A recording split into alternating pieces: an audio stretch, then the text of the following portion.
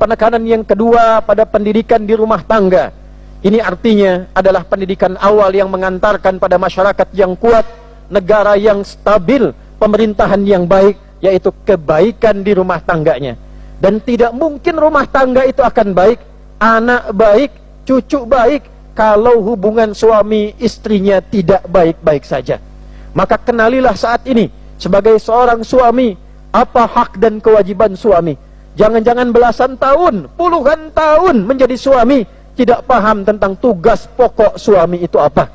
Demikian pula bagi istri, sudah belasan tahun, puluhan tahun berumah tangga, belum mengerti hak dan kewajiban tentang istri yang diberikan, yang ditekankan, yang dibuat, dihadirkan oleh Allah Subhanahu wa taala dan dijelaskan oleh Rasulullah sallallahu alaihi wasallam, bahkan dipraktekkan dalam kehidupan beliau. Bahkan oleh Allah diizinkan menikah dengan lebih dari 4 perempuan untuk menunjukkan inilah seluruh karakter perempuan di muka bumi yang akan dihadapi oleh para suami. Maka bagaimana cara belajar merawat mereka? Bagaimana cara istri berbakti kepada suami? Demikian bagaimana cara suami menyayangi istrinya, merawatnya. Demikianlah kemudian penting untuk kita pelajari. Allahu Akbar, Allahu Akbar, Allahu Akbar. Boleh jadi jika ada masalah di rumah tangga, apalagi masalah itu mengantarkan seringkali bukan hanya pada percecokan, tapi juga seringkali mengantarkan pada hal yang tidak disukai Allah dan Rasulnya pada perpisahan. Mohon maaf, kini kita dapati 1 bulan pisah, 2 bulan pisah, 3 bulan persoalan yang rumit.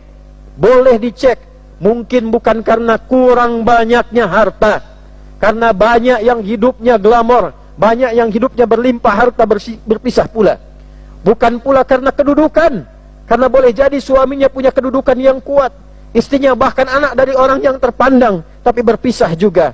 Mungkin boleh jadi yang kurang adalah pengenalan terhadap ilmu berumah tangganya, kurang kenal hak dan kewajibannya, dan kurang paham bahwa dengan berumah tangga itu amanah dari Allah yang satu saat akan dihisab di hadapan Allah Subhanahu wa taala. Suami akan dihisab, istri akan dihisab, anak-anak akan dihisab. Yang dengan itulah kemudian kita diminta belajar, dipesankan oleh Nabi sallallahu alaihi wasallam. Sekali lagi, negara itu akan kuat, masyarakat itu akan kuat bila kehidupan keluarganya kuat, bila suami istrinya kuat. Maka pesan yang kedua, jagalah kekuatan dan kehidupan serta tunaikan hak-hak di rumah tangga. Allahu Akbar, Allahu Akbar, Allahu Akbar walillahil hamd. Hadirin yang ketiga, dengan cepat Nabi sallallahu alaihi wasallam memberi pesan kepada kita agar berhati-hati dengan penyakit-penyakit sosial yang pokok. Di antara penyakit sosial yang pokok itu salah satunya ada yang terkait dengan persoalan ekonomi.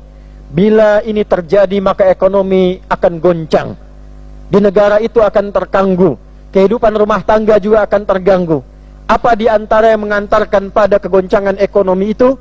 Yang terganggu kemudian kehidupan sosialnya, yang berdampak pada ketenangannya. Ekonomi terganggu, lapar didapatkan, kriminal muncul, keamanan hilang, ibadah goyang. Maka kata Nabi, berhati-hatilah dengan riba dan segala jenisnya. Riba dan segala jenisnya. Utang piutang yang tidak jelas bisa menghasilkan riba. Dulu transaksinya berlangsung secara langsung, on-site, disebut dengan offline. Sekarang ada online, yang dengan riba mengantarkan pada tipu-tipu, kemudian berkembang kepada judi, berkembang pada kerusakan sistemik, menghancurkan ekonomi negara, menghancurkan ekonomi keluarga. Terjadi tindakan kriminal karena judi online, pinjaman online yang marak dengan riba, yang bahkan salahnya difasilitasi. Yang dengan itu terjadi apa? Keresahan sosial. Baru sadar ketika terjadi pembunuhan, ketika anak durhaka kepada kedua orang tuanya, kepada beras, ketika beras di rumah hilang, ditukar dengan sesuatu untuk dipakai judi. Ketika kendaraan hilang, ketika rumah digadaikan, ketika istri membakar suami, ketika orang tua kehilangan anak, ketika organ tubuh digadaikan. Maka salah satu sebabnya adalah sebab goncangnya kehidupan ekonomi di keluarga, pribadi, bahkan pemerintahan dan negara karena sifat riba ini. Maka belajarlah tentang masalah ini, karena kalau riba sudah datang, riba sudah hadir, muncul penyakit-penyakit turunan yang lainnya. Selain judi, selain pinjaman yang tak terkendali, muncul juga masalah lain.